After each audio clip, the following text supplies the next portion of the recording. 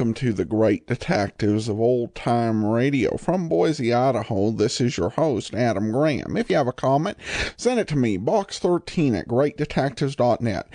Follow us on Twitter at Radio Detectives and become one of our friends on Facebook, facebook.com/Radio Detectives. I do want to remind you the program is brought to you in part by the financial support of our listeners. You can support the show, support.greatdetectives.net. You can also become a Patreon supporter, patreon.greatdetectives.net. And over at greatdetectives.net this weekend, check out the second part of my review of Jago and Lightfoot. And you can get all of my reviews automatically sent to your Kindle. And you can try that service out free for 2 weeks.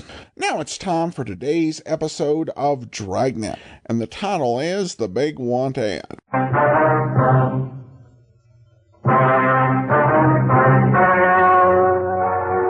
story you're about to hear is true. The names have been changed to protect the innocent.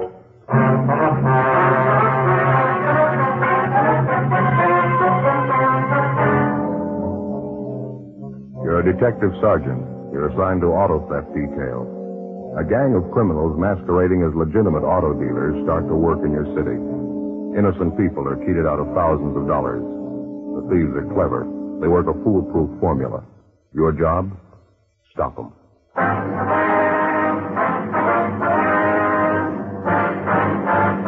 Dragnet, the documented drama of an actual crime. For the next 30 minutes, in cooperation with the Los Angeles Police Department, you will travel step by step on the side of the law through an actual case transcribed from official police files. From beginning to end, from crime to punishment, Dragnet is the story of your police force in action.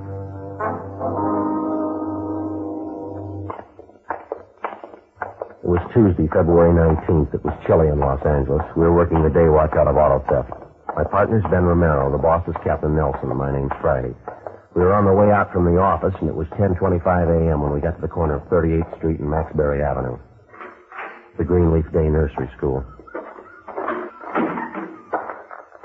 Mrs. Palmer, is that right? I think so. Just a minute. I've got it written down.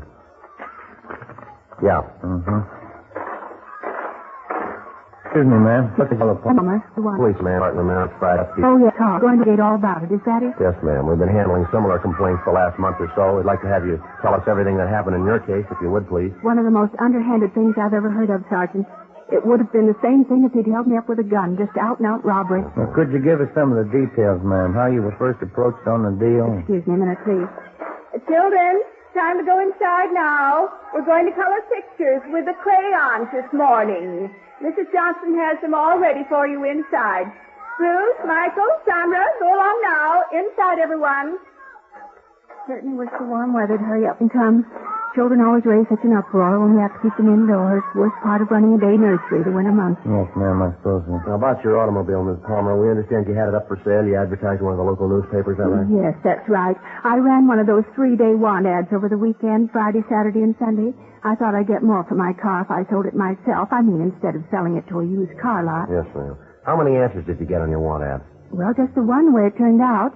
This man came out and looked at my car first thing in the morning. He offered to pay me exactly what I was asking for it, so I sold it to him. That's just the way it went. Who was this man, Mrs. Palmer? Was he representing some auto company? Yes, he said he was anyway. He gave his name as Joseph Newhall. I've got his card inside. Said he was a buyer for Dan Barton's used car lot on South Cat Street. Nicely dressed man. He made it all seem so honest. How was the deal arranged? Could you tell us? I mean, transfer the car, payment, and so forth? Well, he gave me a check for $50, sort of a down payment to hold the car for him. It was a certified company check. I see. He told me he'd be back that afternoon with a certified check for the full amount of the car, $800. Did he take your car with him then? No, he didn't. That's why I had no reason to be suspicious. He left me the check for $50 and said he'd get her with the money. Said in the meantime, one of the employees from the used car lot might be along to pick up the car to save me the trouble of driving it downtown myself. Mm-hmm. Same MO, Joe, all the way. Yeah, looks like it. Well, how did it go after that, Miss Palmer? This worker from the used car lot came to the house to pick up the car about 1 o'clock that afternoon. Gave me a check for the full amount of the car, and I gave him the pink slip. Had a pair of white coveralls on, lettering on the back of them. Dan Barton's used cars. Looked like a typical mechanic or something. I wasn't the least bit suspicious. Mm-hmm. How about the buyer, this Joseph Newhall? Did he show up later in the day? No, he never came back. I've never seen him since. Haven't seen my car either. I called that Dan Barton's used car lot the next morning, and they told me they never heard of Joseph Newhall. Just made me sick, officer. I can't afford to lose the money I had in that car. Yes, ma'am, we understand. The same thing's happened to a dozen people like you around the city. You remember what this man Newhall looked like, Miss Palmer? His physical description, maybe the clothes he was wearing? Yes, I've got it all written down, Sergeant, in my diary. Would you like to step inside, please? I've got my little office at the back of the school here. All right, thank you very much. I always make a record of everything in my diary. I've kept one ever since I was a girl in college, every day. I suppose you've got all the information on your car, the make, license number, things like that? Oh, yes, indeed. I got everything together I thought might help you. Right up these stairs, please. Thank you. Go ahead. How about the description of the man in overalls, the one who came to pick up your car? Would you remember him, ma'am? Yes, I've got that for you, too. Everything I thought would help. Just have a seat there, officers. I've got the things in my desk here. Thank you, Miss Right Palmer. ahead, thank you. I wouldn't mind the whole thing so much, but as I say, I can't afford to lose the cash I had tied up in my car. That seems to be the way the thieves operate, ma'am. They've been cheating the people who can least afford it. Terrible thing, just out-and-out robbery. There you are, Sergeant. Thank you, ma'am. There's the description of my car, license number, all the rest. Yes, I see. And here's the description of the two men. That Joseph all the coveralls who picked up my car. Have you got that deposit check Newhall gave you, Miss Palmer, the check for $50? Right here, Sergeant. I saw that company about it, Dan Barton's used car lot. Forgery. Not worth the paper it's printed on. Have a look, Joe. Yes, thanks. Same as the other. One thing I don't understand, how those crooks get these checks to begin with. Did they steal them? No, ma'am. We figured they had them printed up. We're still trying to find out where. Well, you know what the men look like. You'll be able to find them now, won't you? Only wish it worked that way, ma'am. We've had good descriptions on both men for a month now. Hasn't helped too much. I don't understand it at all. As I say, they're only common crooks. They can't be that smart, can they? Well, there's only one way we can judge. We've been hunting every day for a month now. Yes? There's still... In the space of 33 days, the auto theft gang had victimized a dozen private citizens throughout the city. In each instance, the approach and the method of operation had been the same. The front man for the gang would personally answer a want ad inserted in a local newspaper by a private citizen advertising the sale of his automobile. The front man would represent himself falsely as a buyer for Dan Barton's used car lot, a well-known and legitimate used car dealer. He'd offer to pay exactly the sale price which the private party was asking. As a deposit, the so-called buyer would leave a counterfeit company check for $50 or $100 with a promise that he would return later in the day with a certified check for the full amount. After a few hours, another man posing as an employee of Dan Barton's used would call for the car and drive it away. Neither the car nor the so-called buyer were ever seen again. All efforts to trace them went for nothing. 11:40 a.m. Ben and I went back to the office and got out a broadcast and a supplementary APB on Mrs. Palmer's car and also on the phony car buyer who called himself Joseph Newhall. After lunch, we met with Sergeant Grimsby, one of the other four men out of auto theft detail who were working the case with us. How'd you make out this morning, Army? That did go anywhere at all? Wasn't bad as far as it went. We found the place where they had the printing done. Well, where was that? Small up in the valley. Printed up the phony checks with that heading on it. Dan Barton's used car lot. Got out some business cards for him, too. What was the name? Did you find out? The same one, Joseph Newhall. He ordered the checks and the business cards. Printer described him for us, same guy. Where's it go from there? No place. Printer told us Newhall had a car. He couldn't give us a license number. Couldn't even remember the make or the body style. Thought it was a late model car, that's about all. Well, that's not much help. No address on him either. It was a will call order paid for in cash. If Newhall comes back, is it? Yeah, it's covered. I don't figure there's much chance Newhall's going to do that. He ordered enough checks printed up the first time last a year. Well, I guess that's one lead we can forget. How about that special run the stats office made for us yesterday? Anything come out of that? No, nothing. All the possibles on the list were checked out, all of them clear. Nothing from Barton's used car lot either. Everybody on their staff's been checked out, all their ex-employees, too. No sign any one of them might have had a hand in it. Yeah. Oh, either of you seen the captain since this morning? No, why? Well, that idea we were talking over at the last meeting, he figures we'll go ahead with it this weekend. How's he figure on working, Army? Personal contact? Yeah, that's right. Most of the private parties who want to sell their cars themselves use that want ad deal over the weekend. They get a special ready Saturday and Sunday. I know. Thursday night's the deadline for having the ads in if they're going to run the full weekend. And that's when we start working on it. We get in touch with every private party who's filed a want ad for the weekend advertising the sale of their car, huh? Yeah, we'll contact them by phone, every one of them. We advise them that if anybody representing themselves as a buyer for Dan Barton's used car lot answers their want ad, they're to get in touch with us right away. If they can't stall the man long enough, we tell them to accept the information on the man the car is driving. It ought to work out. If we can get any kind of cooperation, it's going to be a big job. We'll have to cover all the want ads and all the papers. We've got a good description of that phony buyer, Joseph Newhall.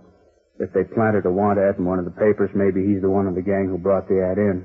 It's possible one of the ad takers might remember him. Might be worth checking anyway. Well, could be. They might have phoned in the ad, too. That wouldn't help much. Might as well snuff foolproof, but it's a different approach. It's a plan anyway.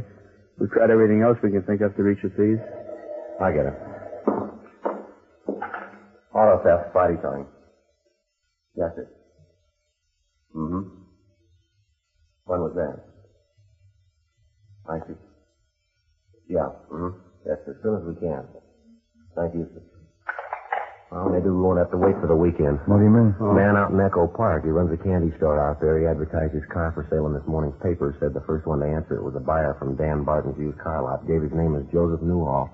Looks like the same M.O. Mm-hmm. They'll make a deal? Well, the candy store owner wouldn't go for the deposit check. He wanted the full amount. Said the deal didn't sound right to him. How does it stand now? Well, Newhall said he'd come back with a check for the full sale price. When? 8 o'clock tonight.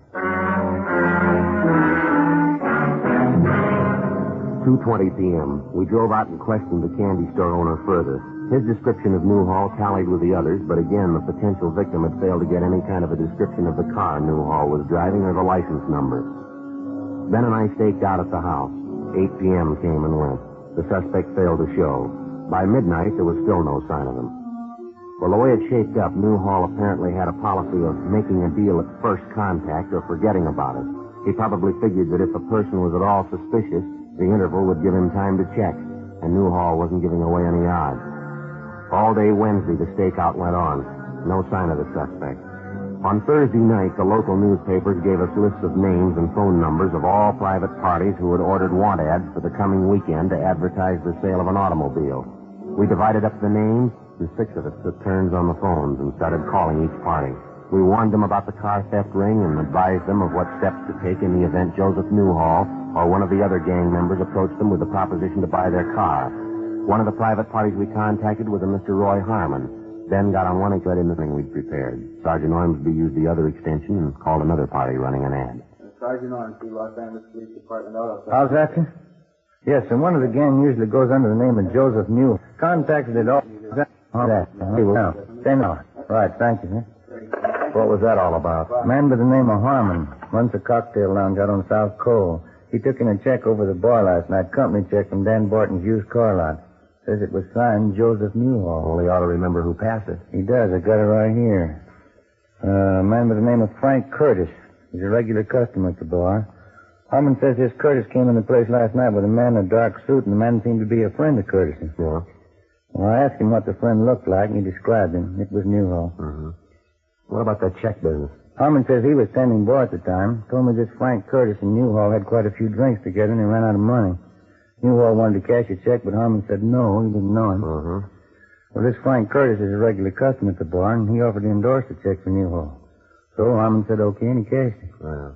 How well does Harmon know this customer here, this Curtis? Pretty well. Lives across the street from him. We checked Frank Curtis through R&I, but he had no previous criminal record. We left the rest of the list for the other men, and Ben and I drove out and talked to Roy Harmon, the owner of the cocktail lounge where the suspect Joseph Newhall had cashed a check with the help of his friend, Frank Curtis. Harmon told the same story he'd given Ben over the phone. Curtis was a long-time neighbor of his and a steady customer at his cocktail lounge. As for Newhall, he'd never set eyes on him until the night before. Harmon gave us the home address of Frank Curtis, and we checked it out. Mrs. Curtis answered the door and told us that her husband Frank was working the newly inaugurated night shift at an aircraft plant in the south end of the city. Ben and I drove down to the plant, and after checking with the personnel office, we finally located Curtis at his work. He was an assistant foreman in one of the aircraft assembly shops. The truth, Sergeant Romero. The last time I saw Newhall before the years ago. We used to work at a work plant together. What's the matter anyways? You done something? We understand you endorsed a check of Newhall for $50. You know him that well? I mean, that you'd endorse checks for him? Well, maybe I shouldn't have. Wife's always telling me I'll be more careful who I'm signing checks for. Well, what happened anyway? Wasn't the check any good? Do you have any idea where we could find this friend of yours, this Newhall? Well, I don't know. During the war, he and his wife lived in this housing project off North Main. I know they moved from that place, though. Yeah. As a matter of fact, old Joe didn't tell me where he was living. I gave him my address, told him to drop over for a beer sometime. Don't remember getting his address, though. Couldn't tell me what this is about, huh? Just a routine check. We'd like to locate Newhall, that's all. Got a few questions we'd like to ask him. Excuse me, we better watch it here, Sergeant. Yeah. Men coming through with that jig there. Okay, fellas, straight on through, all clear. Vertical fin assembly, down to 3. We're getting busy again, all right. Seems like the old swing shift days all over again. War years. Yeah, you mentioned a minute ago that Newhall is married, Miss Curry. Yeah, that's right. What about his wife? Can you tell us anything at all about her? Betty? No, I don't think so. Her and Joe seem to get along all right. Got along pretty well, matter of fact. Nice girl, Betty. I never minded her much. The Newhalls have any children? Do you know that? No kids. Both of them work, her and Joe. Uh-huh. Would you know if Newhall's wife is still working? I don't know. Probably is. But yeah, matter of fact, she is. Joe happened to mention it the other night when we were talking. Just happened to think of it. Well, go ahead. Well, I remember I asked about Betty, and he said she was still working. Same old place, same old job, that's all. Where is this place she works, do you know? Yeah, City Hall. We continued questioning Frank Curtis, and he told us that to the best of his knowledge, the suspect's wife, Betty Newhall, had a civil service rating and that she'd worked as a file clerk in the record room of one of the bureaus in the municipal. The next morning, Ben and I got in touch with the civil service officials at the City Hall. And they got out a tracer on the wife of the suspect. 11:20 a.m. I got it. Auto theft Friday. Yes, sir. How's that? I didn't hear it. When? Yeah, I see. Yes, sir. Right. We'll check with you in about an hour. Bye. I don't know why we always have to do it the hard way. Why, what was it? A call back on Newhall's wife. Most of it checks out just the way Curtis told us. What's the rub? Betty Newhall quit her job a month ago. Hasn't been around, hasn't been seen since. Civil service can't even contact her. What's the deal? She moved. No forwarding address, not a trace of her.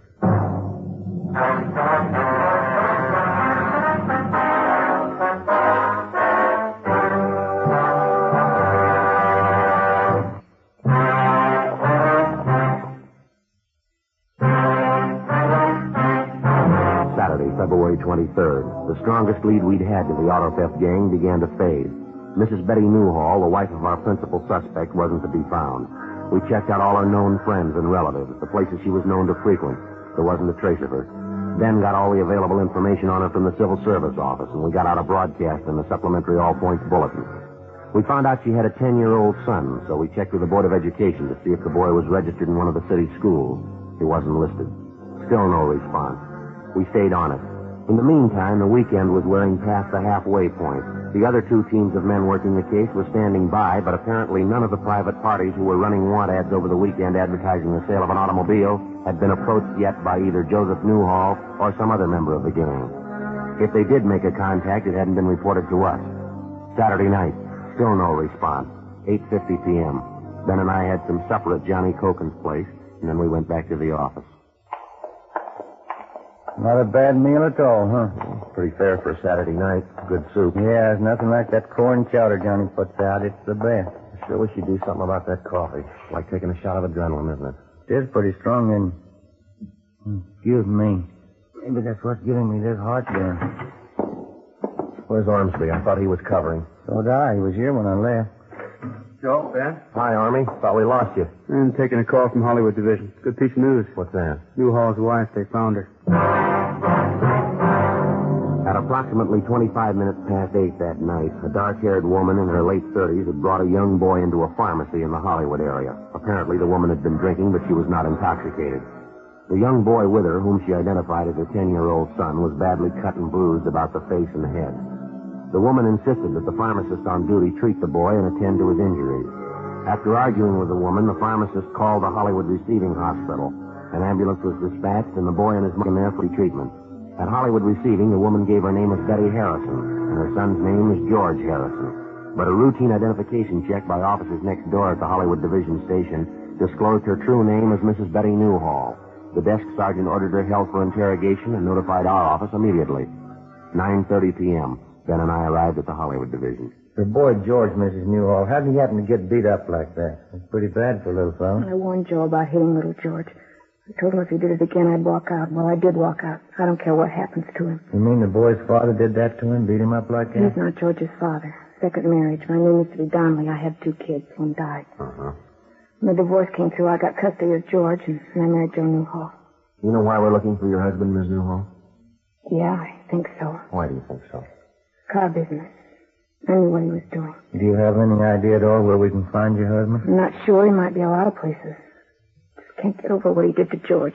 No reason at all. Kid came home and asked if he could go to the show. Husband got up and slapped him. Been drinking quite a bit. He hit the kid with his closed fist, kept hitting. A grown man slugging a 10-year-old kid like that. I don't care about any man where George is concerned. Nobody's going to treat a kid of mine like that. You said you knew about your husband's dealing in the car business, Mrs. Newhall. How much do you know about it? I didn't have any part of it, I can tell you that much. It was his idea from the beginning, my husband's. Got the men together to work the racket. He made all the plans, he gave all the orders. How is it you quit your job at the city hall in such a hurry? My husband's idea, I guess. Thought if anything happened, he didn't want to be traced that easy. Then he had to go and get drunk that night. Cash that check. He always did stupid things like that. Mm-hmm. How about the gang your husband had working with him, Ms. Newhall? Can you tell us anything about them? Yes, I can. Three fellows working with him I know of. Deadman and Curly Reese and Jack Whitmore. Maybe there's someone else besides them, but I don't know of. You know where these men live, ma'am? Where we can find them? I think I do, yeah. I got the addresses at home. By this time, they're probably all met. You know the places they were supposed to be staying. Yeah, I got the addresses at home. How about the cars they got on this deal they were working? What are they doing with them? Do you know that? I don't know for sure. They were moving them east, I think, selling them back there. Yes, ma'am. I didn't always get the deep marriage, the jealousy, the Deeford. No. Even they didn't like kids. They didn't want to have a home. Why'd they have to be that way? Well, I'd like to ask you something, if I could. Yes. Why'd you marry him? 10:43 p.m. We stopped at the Newhall apartment on the way back to the city hall, called the office, and arranged for a stakeout.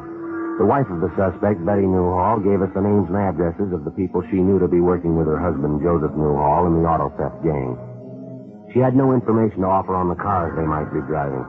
When we got to the office, we took a complete statement from Mrs. Newhall, and then she was booked in at the main jail on suspicion of grand theft auto. 11:09 p.m. Together with Wilson and Ormsby, we started checking out the addresses of the gang members. Our first two stops, we got nothing. On our last two, we did a little better. We picked up a Jack Whitmore, Curly Reese, and a Carl Stedman, three of the names which Mrs. Newhall had mentioned. We took them downtown and booked them in at the main jail. That still left the principal suspect, Joseph Newhall, unaccounted for. At 1:45 a.m. the next morning, we got a tip as to his whereabouts, a small hotel on East 1st Street. We checked it out. The man answering Newhall's description was registered in room 209 on the second floor. We got a pass key from the room clerk on duty and started up the stairs.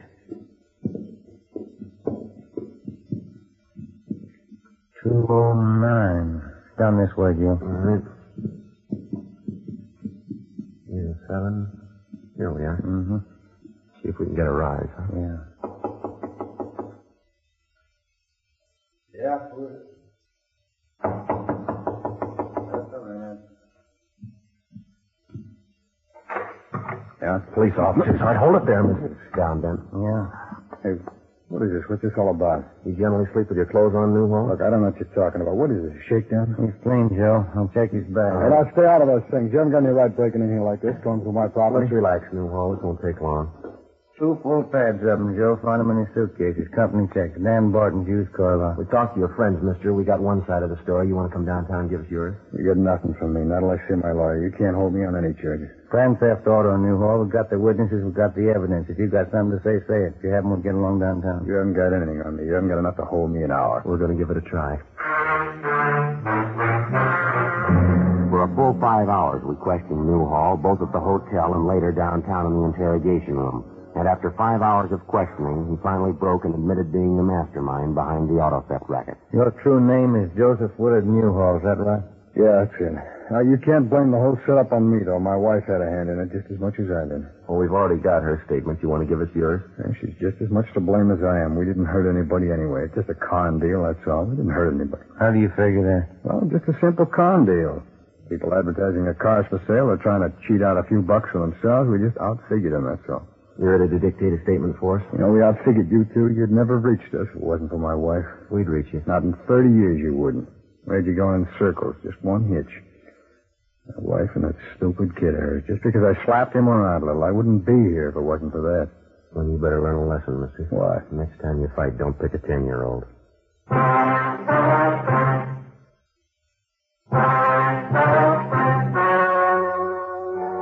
The story you have just heard was true.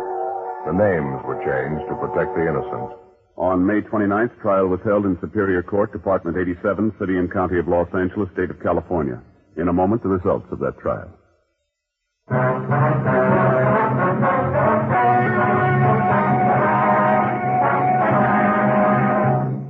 A check of his fingerprints revealed that Joseph Newhall's true name was Joseph Orrin Henderson, and that he had a previous record of forgery and burglary in the state of South Carolina. Henderson, alias Newhall, was tried and convicted, along with his associates in the auto theft gang, on 8 counts of grand theft and forgery of a fictitious check. They received sentences as prescribed by law. Grand theft is punishable by imprisonment for not less than 1 or more than 10 years. Forgery of a fictitious check is punishable by imprisonment in the county jail for not more than 1 year, or in the state penitentiary for not more than 14 years. The wife, Betty Newhall, was convicted as an accomplice and was sentenced to serve 1 year in the county jail. Ladies and gentlemen, our security and the peace of the world are in danger while hundreds of millions behind the Iron Curtain are victims of vicious lies about the United States and other free nations. Join the crusade for freedom through your local crusade committee or by writing to General Clay, Empire State Building, New York City. Make a contribution to its work. Help truth fight communism. Join the crusade for freedom.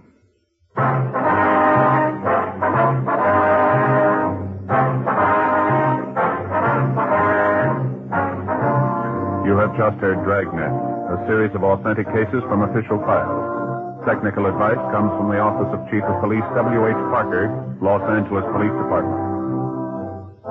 Fatima Cigarettes, best of all king-size cigarettes, has brought you Dragnet, transcribed from Los Angeles.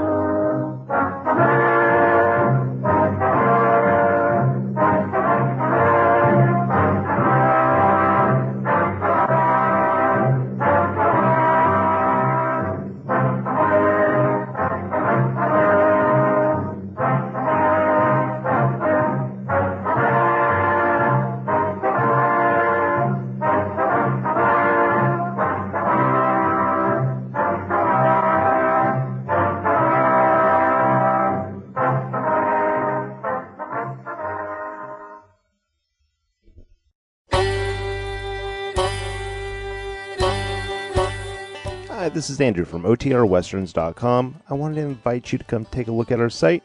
We stream live OTR Westerns 24 hours a day, 7 days a week, along with putting out podcasts of old-time radio westerns. Check us out at OTRWesterns.com. You're listening to The Great Detectives of Old Time Radio with Adam Graham. Now let's get back into the show.